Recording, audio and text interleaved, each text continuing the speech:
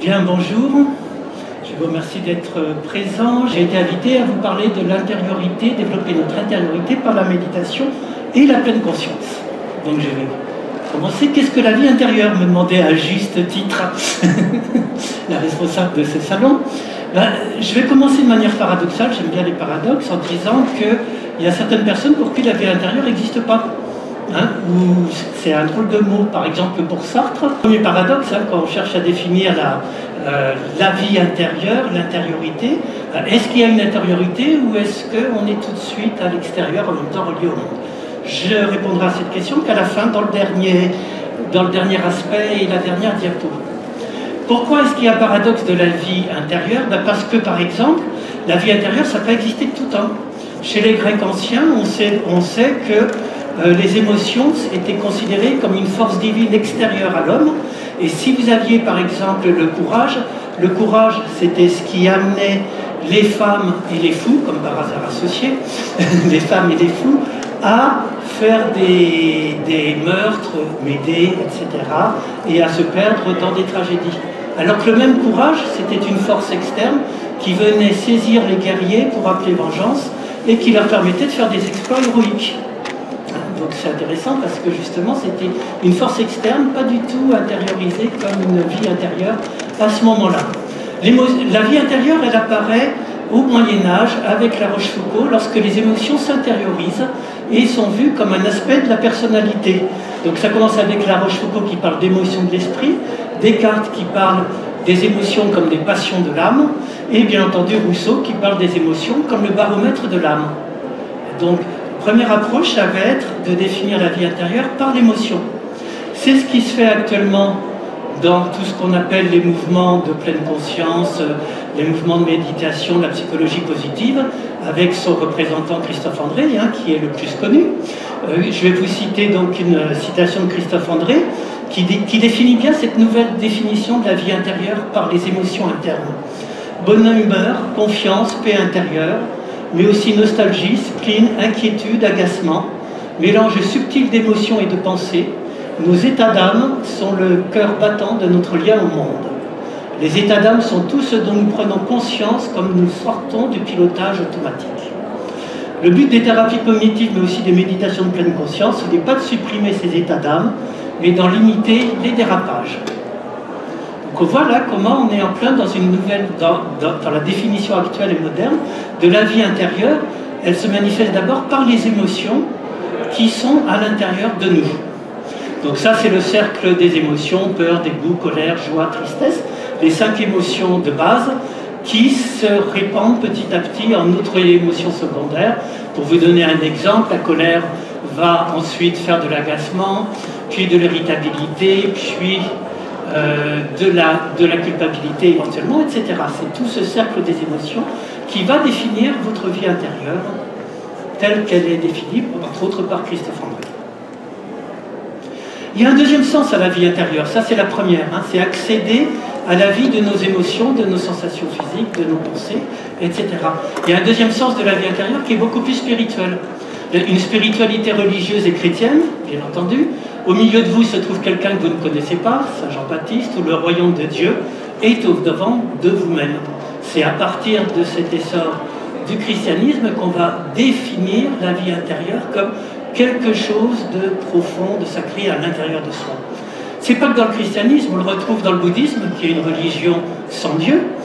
Le bouddhisme rend possible un état de sérénité et de paix intérieure, de bonheur stable, qui sont des formes de vie intérieure, puisque justement on va parler d'éveil. Et ça se trouve de manière laïque dans ce qu'on appelle les spiritualités laïques et non religieuses. Les spiritualités laïques et non religieuses, c'est Luc Ferry, Comte Sponville, pour ceux qui connaissent. La vie intérieure, pour eux, c'est la quête de sens, la recherche d'une éthique juste, d'un amour et d'une ouverture vers l'autre, sans besoin forcément de passer par des croyances religieuses. Tout ça pour donner deux premières définitions de la vie intérieure. Au premier niveau, c'est vraiment tout cet aspect phénoménologique de mes émotions. Et au second niveau, c'est peut-être quelque chose de plus profond qui a à voir avec ce qu'on est véritablement. Alors pourquoi je vous dis tout ça en avant-propos? Parce que le thème de cette conférence qu'on m'a demandé de faire, c'était sur la vie intérieure. Et puis que la méditation de pleine conscience dont je vais vous parler, elle permet de favoriser justement cette intériorité dans les deux sens. À la fois sur le côté émotionnel et sur le côté peut-être d'une spiritualité laïque dont je vais vous parler. Ce sera les deux parties de mon exposé. Développer sa vie intérieure avec la méditation de pleine conscience. Qu'est-ce que c'est que la pleine conscience? Tout le monde ne sait pas ici ce que c'est, j'imagine. Je vais vous donner une approche par un petit exercice tout simple. Je vous demande juste de lever un bras, le bras que vous voulez. Vous levez le bras. Ok? Vous pouvez le rebaisser. Maintenant, je vais vous demander de lever le bras en faisant vraiment attention à ce que vous faites. En étant pleinement présent, si c'était déjà le cas, tant mieux, mais en étant présent au mouvement de vos muscles quand vous levez le bras, à la traversée de l'air. Juste sentir que vous êtes en train de lever le bras, en étant présent à ce mouvement, à l'air que vous traversez. Là, on peut le rebaisser. La pleine conscience, c'est pas plus compliqué. C'est simplement d'essayer d'être et de faire ce qu'on est en train de faire, de vivre ce qu'on est en train de vivre, en étant pleinement présent. Alors bien entendu, c'est pas évident, je vous ai fait faire cet exercice, parce que 90% des actes quotidiens qu'on fait, selon les neurosciences, ils se font sans être vraiment présent, comme ce qu'on vient de faire. Même quand je conduis, je peux être absent et conduire en pilotage automatique, comme on appelle ça. D'ailleurs, 74% des accidents se font sur des trajets quotidiens, réguliers, automatiques, où mon pilotage automatique a pris le dessus. Et justement, je n'ai plus cette vigilance. Ça, c'est le premier constat dont on parle quand on parle de pleine conscience. C'est qu'on vit 90% du temps en pilotage automatique. Et la question, c'est est-ce qu'on ne peut pas vivre sa vie sans être dans ce pilotage automatique, puisqu'on n'est pas aux commandes quand on est dans ces actions automatiques. Donc la première chose, c'est de prendre conscience de ce pilotage automatique. On vit la plupart du temps ailleurs, dans les soucis ou les rêves, comme en haut, ou dans le passé, ou en se projetant dans le futur. J'ai un joli petit dessin que j'aime bien, c'est quand vous prenez une douche, vérifiez que vous êtes bien sous la douche. Il se peut que vous soyez déjà en réunion de travail, peut-être même que la réunion entière est dans la douche avec vous. Ça arrive très fréquemment, y compris à moi, à plein de gens. On croit qu'on est là, mais en fait, on est déjà ailleurs. La première idée de la pleine conscience, c'est d'essayer de débrancher ce pilotage automatique pour être pleinement présent à l'instant présent qu'on est en train de vivre. L'intériorité, justement, puisque c'est le thème, elle n'est ni dans le futur, puisque j'y suis pas, ni dans le passé, puisque j'y étais et que j'y suis plus. La première définition de l'intériorité et de la vie intérieure, c'est d'être dans le moment présent. C'est le seul moment où je suis, qui part d'ailleurs de manière très rapide. Déjà pour les latins, je vous rappellerai, si vous vous souvenez des dictons de sagesse latine, carpe diem, cultive le moment présent, cueille le moment présent, profite juste du moment présent tel qu'il apparaît. Déjà les latins le disaient, en pleine conscience, on n'invente rien, on reprend toute cette tradition d'essayer d'être présent à sa vie, autant que faire se peut, dans le moment présent. C'est cultiver la présence, une présence à ce qu'on est, par exemple en train de travailler, à ce qu'on est en train de faire, ou de marcher, et la présence aux autres aussi. La pleine conscience, le mot pleine conscience, c'est une traduction en français du mot mindfulness, qui est un mot anglais, je dirais après, d'où ce mot lui-même vient. Ça veut dire simplement la plénitude de l'esprit. Mind, c'est l'esprit, fullness, c'est plénitude. Plénitude de l'esprit, juste quand je suis pleinement présent, recentré dans le moment présent, ben je suis juste là, avec une impression de plénitude, d'être présent. Alors je vais également laisser, pour essayer d'être un peu plus interactif, je vais vous demander de chercher dans votre vie, dans vos souvenirs, des moments où vous avez eu l'impression d'être pleinement présent comme ça. Alors pour certaines personnes, ça peut être quand vous vous promenez dans la nature. Pour d'autres, ça peut être une relation avec quelqu'un qu'on aime, son enfant. Ça peut être quand on joue de la musique ou quand on fait du sport. Juste chacun, je vais laisser 15-20 secondes que vous trouviez une situation, un moment qui pour vous représente, vous êtes pleinement présent, sans vous projeter dans le futur, sans revenir au passé, et même sans besoin de parler aux autres. Chacun de vous voit à peu près? Oui? Faites-moi signe si vous voyez. La pleine conscience, c'est simplement ça. C'est comme M. Jourdain qui faisait de la poésie sans en avoir envie et des vers sans en avoir l'air. C'est juste de cultiver ces moments où on est pleinement présent dans un instant. Avec en même temps ce qu'on appelle une vision claire. C'est-à-dire que quand je suis pleinement présent dans la nature, par exemple, je suis présent au chant des oiseaux, aux arbres et tout, je ne suis pas en train de réfléchir. Et je vois peut-être les choses comme elles sont, sans projeter mes filtres, sans projeter ce que j'aime pas, ce que j'aimerais, etc. Juste là présent. Ça, c'est pour vous donner une première approche. C'est la première définition de la pleine conscience, mais ce n'est pas la seule, parce que toute la difficulté, comme vous vous en apercevez, c'est que très souvent, les habitudes reprennent le dessus, et on va repartir à nouveau. On va ressasser le passé, on va se projeter avec crainte ou espoir dans le futur. Donc le deuxième sens de la pleine conscience, quand on s'aperçoit qu'il y a toujours ce mouvement d'automatisme de la conscience, c'est de cultiver cette faculté de l'attention qui permet de revenir au moment présent à chaque instant. Cultiver cette attention, c'est ce que Christophe André invite toujours dans ses conférences, à savoir, les Occidentaux sont habitués à cultiver leurs muscles, à faire de la gymnastique. Pourquoi ils n'apprendraient pas de nos jours à cultiver aussi leur attention? Donc il prend une métaphore, il dit que la méditation, c'est juste d'apprendre à cultiver un petit peu cette faculté de présence qui est en chacun de nous. Qu'on a tous, mais qu'on laisse partir un petit peu dans tous les sens. Kabat-Zinn, qui est la personne qui a amené la pleine conscience laïque dans le courant dans lequel je m'inscris, vous dit, c'est ramener son esprit intentionnellement au moment présent, sans jugement, toujours sans juger. Et il y a des programmes spéciaux qu'il fait de 8 semaines qui s'appellent le MBSR, je vous en reparlerai plus tard. Alors d'où vient ce fameux mot de pleine conscience? Je vous avais dit que ça vient de mindfulness. Ce qui est intéressant à savoir, c'est ce mot même de mindfulness, c'est un mot anglais qui est apparu au XIXe siècle quand les anglo-saxons ont traduit les textes du Bouddha. Dans les textes du Bouddha, il y a deux petits mots qui sont sati, smirti, en sanskrit et en pali. Et qu'est-ce que c'est que ces deux mots qu'on a traduits par mindfulness et par pleine conscience? C'est justement l'attention juste et la présence. Et qu'est-ce que c'est que l'attention juste et la présence? Dans le bouddhisme, c'est l'un des 8 moyens que préconise le Bouddha pour chercher l'éveil et mettre fin à ses souffrances. Et qu'est-ce que c'est que ce moyen, préconisé par le Bouddha pour mettre fin à ses souffrances, viser l'éveil? C'est de ramener perpétuellement son attention sur le moment présent, sur son souffle, sur ses sensations corporelles, etc. Donc c'est de là que ça vient tout bêtement, ce mot mindfulness et pleine conscience. C'est l'une des facettes, l'un des exercices préconisé par Bouddha pour sortir de toutes les souffrances qui font qu'on est toujours insatisfait et se recentrer dans le moment présent pour voir comment il est. Et ce mot de pleine conscience a été repris après par les 3 grands, entre guillemets, maîtres de la pleine conscience, que vous connaissez certainement au moins quelques-uns. Kabat-Zinn, qui le fait de manière laïque en se servant des neurosciences. C'est pour ça que j'aurai plusieurs diapos où on sert des neurosciences pour expliquer ce qui se passe. Thich Nhat Hanh, qui le fait d'une manière bouddhiste, puisqu'il est bouddhiste, et qui lui aussi, c'était le premier à employer le mot pleine conscience en français. C'est logique, puisque c'est l'une des disciplines du bouddhisme, effectivement.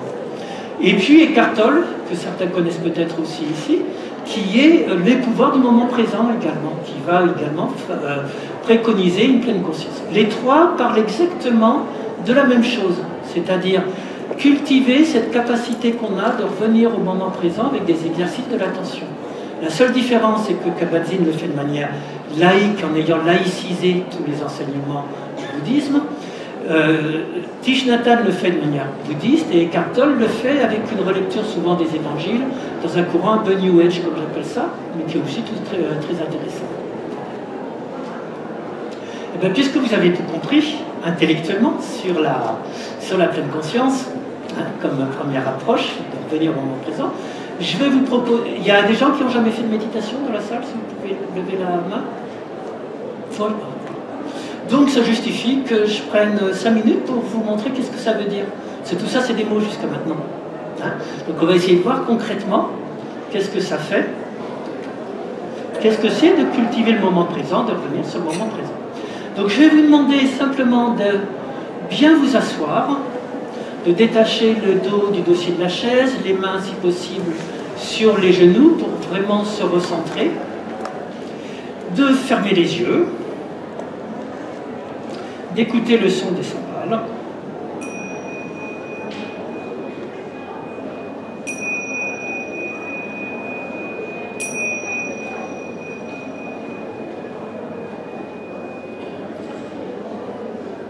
Je vous demanderai de vous recentrer tout d'abord sur vos sensations corporelles, comme vous êtes ici et maintenant dans cette salle, c'est-à-dire sentir le contact de vos pieds avec le sol, sentir le contact de votre fessier avec la chaise, des mains avec les cuisses, ressentir votre colonne vertébrale qui se redresse naturellement droite, comme la tige d'une plante ou d'une fleur dont votre tête serait la couronne. Et en poussant le ciel du haut du crâne.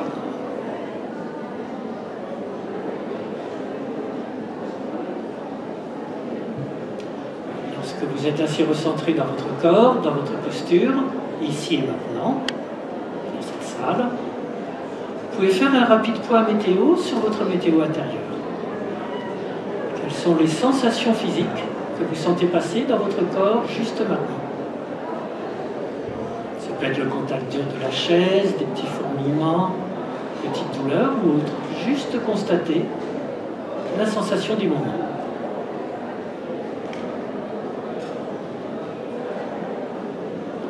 Quel est votre état émotionnel, affectif? Cherchant un mot ou deux pour le cerner. Ça peut être par exemple curiosité, calme,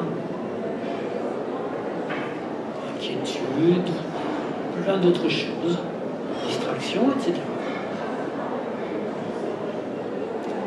Quelles sont les pensées qui passent juste dans l'instant présent? Ça peut être des pensées sur le bruit extérieur, des pensées sur l'exercice, qui sont en train de juger l'exercice ou autre. Repérez où vous emmènent ces pensées. Est-ce qu'elles vous ramènent plutôt vers le passé, plutôt vers le futur? Est-ce qu'elles vous emportent dans un jugement critique sur l'exercice? Parce que là, vous pouvez vous dire intérieurement, passé, futur, jugement, et décider de revenir dans le moment présent, dans votre corps. Là où il y a toutes les chances qu'il n'y ait pas de pensée, puisque les pensées nous font sortir du corps, nous emporter ailleurs.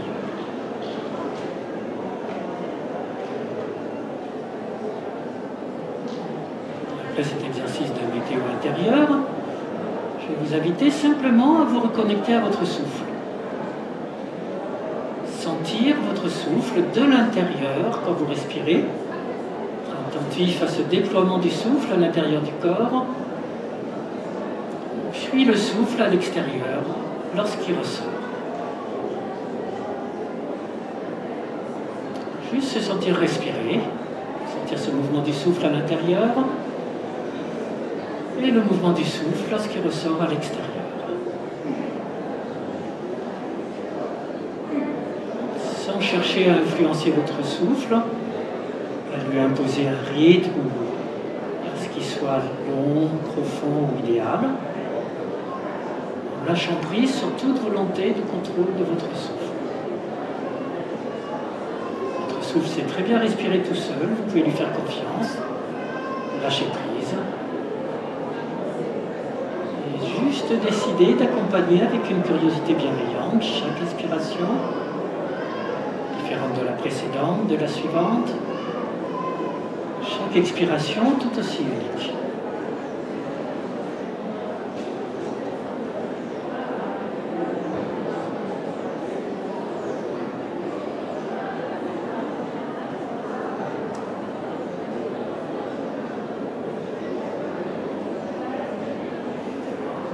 Laissant votre souffle se déployer naturellement, trouvez son rythme spontanément, s'apaiser inconsciemment.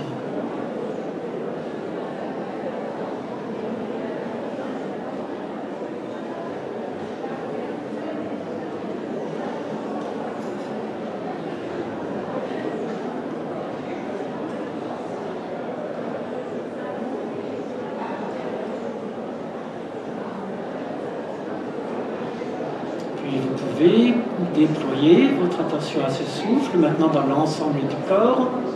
Sentir comment à l'inspiration, le souffle pénètre par le nez, se déploie jusqu'aux extrémités des membres, des pieds, de la tête, des mains. Et à l'expiration, comment il se résorbe, remonte le long de la colonne vertébrale et ressort. Face au mouvement du souffle, à l'inspiration, qui vient nourrir notre corps, l'oxygéner jusqu'au bout des membres. Et à l'expiration, qui ressort.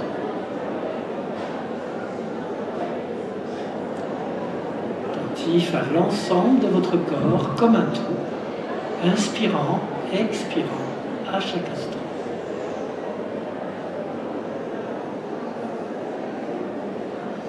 En même temps, relié au reste du monde à chaque moment, par les 5 sens, ce qui fait qu'on peut entendre des bruits à la périphérie, en arrière-plan, ressentir des sensations physiques, des émotions, jusqu'au laisser en arrière-plan.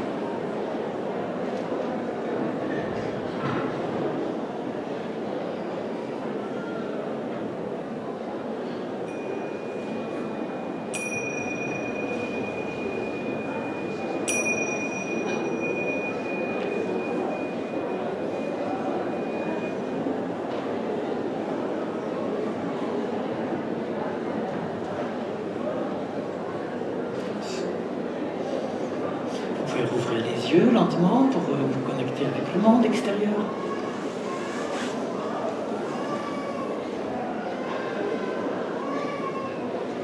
Voilà, c'est juste un petit exercice pour vous montrer concrètement qu'est-ce que ça signifie de se recentrer sur le moment présent, faire le point sur ces différents états émotionnels, pensées, sensations physiques.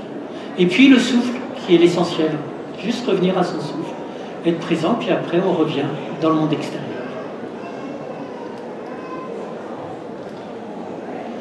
Alors, ce qui s'est passé pendant ce petit exercice, j'imagine qu'il y a des gens qui sont partis ailleurs à certains moments. Qui a eu des pensées, par exemple? Vous pouvez juste le... En général, c'est quasiment tout le monde. Ou des petites douleurs, ou des émotions aussi, non? Non? Bien sûr. C'est tout à fait naturel. Il ne s'agit pas de chasser ses pensées. Il s'agit juste d'essayer de cultiver cet état de présence. C'est ce que vous montre cette petite diapo tout en haut. Vous avez le vagabondage mental. C'est une partie de notre cerveau qui prend le dessus, qui fait qu'on part ailleurs. C'est naturel, hein, c'est le mouvement même de notre esprit qui est toujours vigilant pour pouvoir décoder tous les signaux d'alerte qui peuvent nous menacer. À un moment donné, vous prenez conscience que vous avez vagabondé, que vous êtes ailleurs. Vous dites, zut, je suis ailleurs, je ne suis plus en train d'écouter. C'est cette autre partie du cerveau qui prend le dessus. Vous décidez de détacher votre attention de l'objet de la distraction. Je vais quand même revenir à la méditation. C'est cette partie du cerveau qui prend le dessus et vous refocalisez votre attention, numéro 4, sur ce que je suis en train de dire, sur le souffle, sur votre météo intérieure. À ce moment-là, vous favorisez une attention plus fluide, plus stable. C'est comme par hasard la zone du cortex préfrontal gauche qui est la zone de la stabilité émotionnelle, des zones de bien-être également. Et vous pouvez avoir conscience des différentes émotions sans vous faire embarquer par elles. Vous voyez à peu près comment on peut expliquer ce qui se passe dans la méditation, hein, quand on cherche à cultiver cet état de pleine conscience. Et donc petit à petit, ça va permettre d'être moins emporté et puis de cultiver cette stabilité émotionnelle. Voilà, ça c'est la première partie essentiellement de ce que je voulais vous dire. Non, ça je vais passer, c'était juste pour dire que la méditation, ce petit exercice de méditation que vous avez fait, on en entend parler depuis une dizaine, quinzaine d'années, mais c'est très ancien. Ça remonte à la fois aux orientaux, hein, le Bouddha et même avant. Bhavana, c'était le mot qui en sanskrit voulait dire méditer, ça voulait dire cultiver la présence en soi.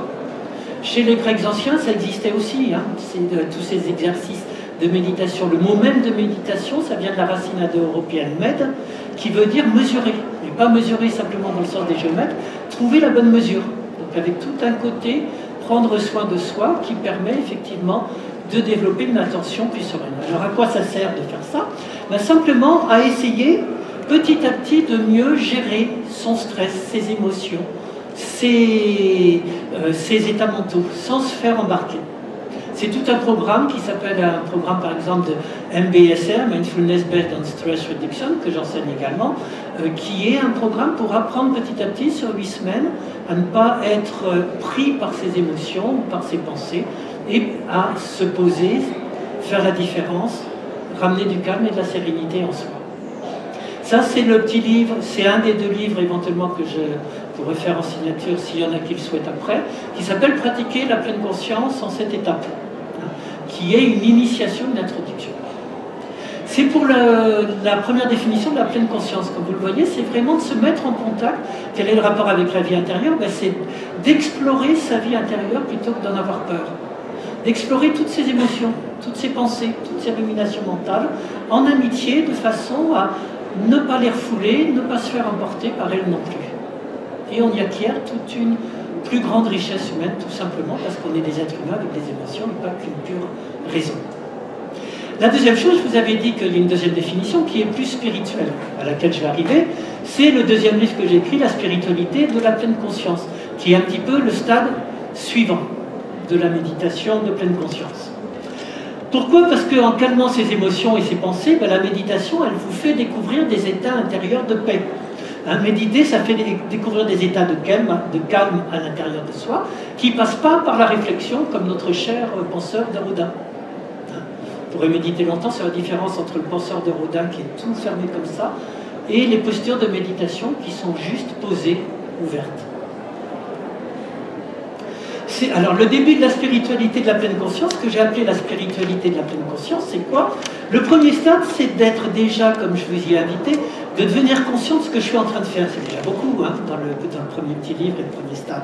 C'est être conscient que je suis en train de ruminer, être conscient que je suis en train de faire la vaisselle, comme dit Thich Nhat Hanh, que je suis en train de faire ceci, cela. Ça, c'est le premier sens. Mais il y a un deuxième sens, c'est que quand je suis pleinement conscient, je suis peut-être plus ouvert aux autres. Ce qui fait que la pleine conscience et la méditation, c'est pas du tout narcissique, comme on peut le croire, de se faire plaisir. C'est d'être plus à l'écoute du monde, des autres, et pas simplement dans ses pensées. Présence douce et amicale au monde et aux autres, sans dualité, j'y reviendrai, en cherchant à être en phase avec la vie. Et puis il y a peut-être un troisième stade plus loin encore, qui est la pleine conscience du cœur. C'est-à-dire, à force d'avoir cette intériorité, c'est de creuser, de cultiver un peu ce qu'on appelle l'intelligence du cœur, en se reconnectant à sa source, qui ne passe pas du tout par la raison analytique, qui est juste cette présence chaleureuse aux autres, qu'on peut cultiver aussi. Voilà, donc ça c'est le deuxième versant de ce que j'appelle la spiritualité de la pleine conscience, qui ne consiste pas du tout à simplement cultiver son ego, comme on en a souvent des exemples, mais à essayer d'aller plus loin dans sa vie intérieure. Alors comment on cultive cette spiritualité de la pleine conscience? Il y a une voie par exemple de la connaissance, ça va permettre d'apprendre à reconnaître quels sont les obstacles quand je médite, mais que je retrouve aussi dans la vie quotidienne. Les trois grands poisons les plus courants, c'est l'avidité, la colère, l'ignorance. Qu'est-ce qui est intéressant là-dedans, c'est de savoir comment les traiter. C'est-à-dire que l'avidité, toujours vouloir s'attacher, la méditation, elle va essayer d'apprendre à ne pas vouloir s'attacher aux choses, ne pas vouloir garder la main sur. La colère, qui cherche à écarter, à rejeter, la méditation, elle va apprendre à essayer de rentrer en amitié, plutôt qu'à rejeter. Et puis l'ignorance, qui consiste à refouler, à ne pas vouloir regarder parce que ça fait mal, ou parce qu'on n'a pas envie de regarder, ça invite à avoir le courage de se dire, tiens, qu'est-ce qu'il y a là? Qu'est-ce que je suis en train de vivre? Qu'est-ce qu'il y a à démêler tous ces écheveaux des pensées, des sensations, des émotions. Donc voilà comment on peut déjà aller un petit peu plus loin, en auto-observant ses propres obstacles et puis en apprenant à ne pas rentrer dans ces obstacles. Autre chose, on va aller plus loin en explorant vraiment les méandres de la vie intérieure. Quand vous méditez, vous découvrez plein de choses, c'est que ça bouge sans arrêt très très rapidement, tous ces micro-mouvements de la méditation. C'est pas un long fleuve continu la méditation, hein, comme un certain film. C'est juste des mouvements ponctuels, très brefs, qui se perpétuent sans arrêt, qui changent tout le temps. On découvre l'impermanence. L'impermanence, c'est le processus même de la vie. C'est un constat qu'on expérimente avant toute interprétation religieuse. Tout est impermanent, tout se transforme perpétuellement. Là encore, Héraclite disait déjà comme pareil, hein, tout change. Hein, on ne se baigne jamais dans le même fleuve. Bouddha disait exactement la même chose. Hein. Tout est mal-être, tout est profondément impermanent, il se transforme toujours. La leçon qu'on apprend petit à petit avec la méditation et la pleine conscience, c'est que cette impermanence, c'est en même temps le souffle de la vie. On peut la voir comme quelque chose de négatif, en avoir peur, mais en même temps, c'est ça qui fait qu'il y a une créativité perpétuelle et un renouvellement de la vie perpétuelle qui se fait. C'est cette impermanence qui permet de dissoudre les obstacles, d'être en amitié et de cultiver justement cette présence. C'est le retournement paradoxal. C'est pas avoir peur de l'impermanence, mais justement de l'accepter pour qu'elle soit libératrice. C'est totalement en lien avec ce que Kabat-Zinn appelle la médecine intégrative, hein, la nouvelle médecine, qui consiste vraiment à se dire que le pouvoir de l'esprit, c'est cette capacité de défaire les nœuds, de laisser la vie chercher elle-même à s'auto-guérir, à trouver d'autres solutions, à défaire tout ce qui nous relie, tout ce qui nous attache. Donc ça, c'est peut-être une dimension un peu plus profonde qu'on va regarder dans les méditations un petit peu plus avancées. Dans ces méditations plus avancées, on va aussi cultiver, on prend conscience des obstacles, mais on prend conscience aussi, on travaille sur ce qu'on appelle des facteurs d'éveil. Les facteurs d'éveil, il y en a 7, hein, classiquement, dans la méditation.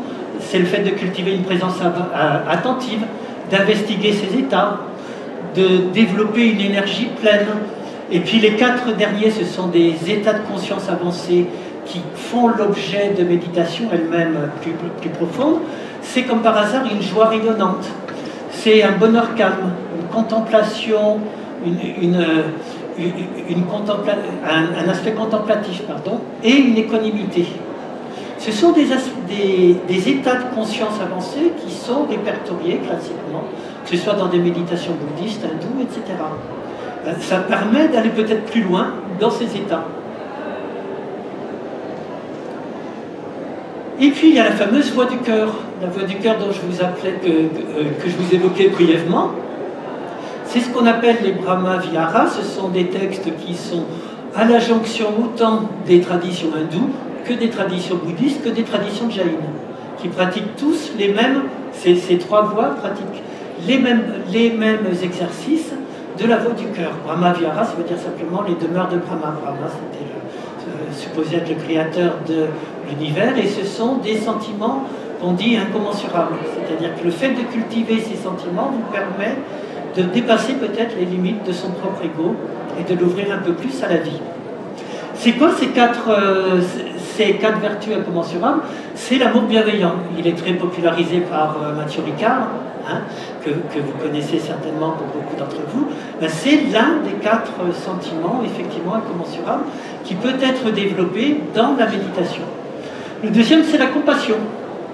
La compassion pour les souffrances de l'autre, avec une empathie sans se faire embarquer, bien entendu, par l'empathie, sans se faire recouvrir par la souffrance de l'autre, mais d'être capable de l'intégrer, de l'accepter et de vouloir l'aider sur sa voie. La troisième, c'est la joie altruiste, qui est très intéressante, hein, qui va nous évoquer Spinoza et tout. C'est un mouvement d'ouverture, mais pas de joie purement personnelle, qui se communique, qui irradie vers les autres. Et la quatrième, c'est ce qu'on appelle une sagesse équanime. C'est d'arriver à développer un état d'acceptation de la vie telle qu'elle est, avec ses aspects positifs et négatifs en parfaite égalité d'humeur. Que ce soit positif ou difficile, négatif. Voilà, ce n'est que bien entendu des petites lumières que j'allume pour vous montrer sur quoi on peut travailler quand on fait des méditations avancées, qu'on avance un peu dans cette spiritualité de la pleine conscience. Quand on va encore un peu plus loin, on peut parler d'une spiritualité non duelle. La non-dualité, ça veut dire cesser de se poser toujours comme différent d'autrui. Sujet, objet, je suis un sujet, et vous êtes des objets ou des sujets-objets en face de moi. En fait, on est peut-être tous reliés tout bêtement là, juste à cet instant présent, dans l'écoute, dans ce qu'on est en train de dire. Donc la non-dualité, c'est de sortir de cette séparation, de cette illusion qu'on est tous séparés alors qu'on est tous des vagues du même océan. Donc le premier degré, c'est de s'ouvrir au mystère du monde et d'une vie toujours changeante.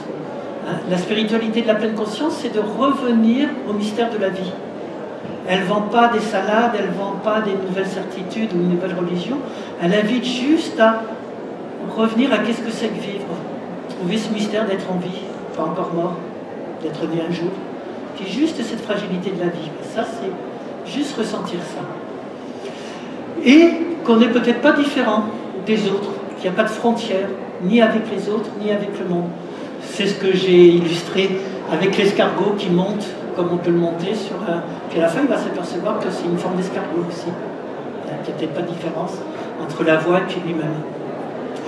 Un degré un peu plus loin, c'est s'ouvrir au jeu du vide et des formes qui s'entrelacent sans fin.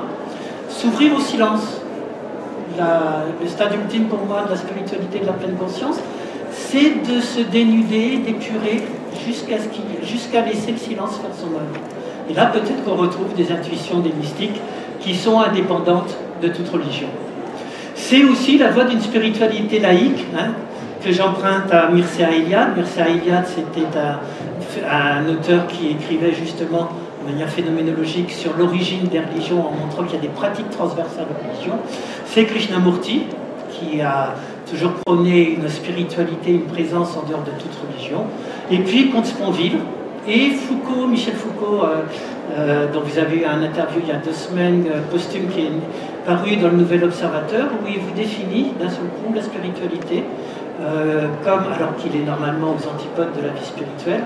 Il vous dit la spiritualité, c'est juste ce mouvement par lequel le sujet sort de son statut de sujet et s'ouvre à autre chose que lui-même. La thématique de départ, c'était qu'est-ce que c'est que la vie intérieure, vous vous souvenez? Je vous ai dit avec une citation de Sartre, peut-être qu'elle n'existe pas, puisque Sartre disait que c'était se projeter toujours à l'extérieur. La méditation et la pleine conscience, ça invite à explorer tout cet immense espace de l'intériorité et de la vie intérieure, sans rester juste aux frontières de l'ego au début, mais en explorant toute cette dimension de la spiritualité. Et peut-être de découvrir à la fin qu'effectivement, il n'y a pas de vie intérieure dans le sens où elle serait différente de la vie du monde et de la vie tout simplement. C'est juste de retrouver cette unité, cet ancrage dans la vie sans différence, sans dualité. J'aimerais bien avoir des réactions, des questions, surtout n'hésitez pas. Oui. Moi j'ai juste un commentaire, oui. J'ai envie de dire que c'était très doux, simple et progressif et que j'ai bien apprécié. Merci. La différence entre la relaxation et la méditation. Oui, c'est très important. Merci pour cette question, parce qu'on les confond souvent. La différence, elle est très simple pour moi. La relaxation, c'est de chercher à se sentir bien. C'est très bien si j'ai besoin de relaxation. C'est-à-dire, alors par exemple, on va avoir des mêmes exercices en relaxation et en méditation. Un body scan, ça consiste à prendre conscience de chaque partie du corps.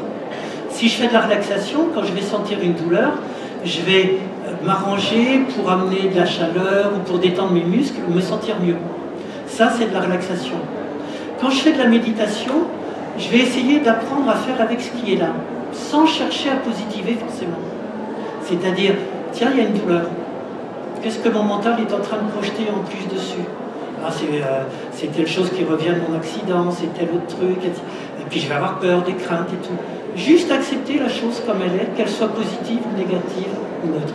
C'est pour ça que la relaxation, que la méditation pour moi a plus à voir avec une voie de sagesse qui consiste à apprendre à accepter la vie telle qu'elle est, avec une acceptation radicale qui n'est pas évidente, mais qui est une forme de sagesse. Donc la relaxation va plus rentrer dans les psychologies positives de vouloir que tout aille bien toujours. Mais dans la vérité, c'est pas vrai que tout va bien toujours. Voilà. Donc on essaye de faire avec quand ça va pas aussi. En acceptant ses faiblesses, ses difficultés, ses douleurs, etc. Voilà. C'est juste pour vous donner une illustration de ces 2 premiers livres. Le premier, c'est vraiment s'initier à la pleine conscience. Le deuxième, c'est approfondir la spiritualité de la pleine conscience. Est-ce que vous avez des questions? J'aimerais bien avoir des réactions, des questions. Merci. Si vous avez des questions.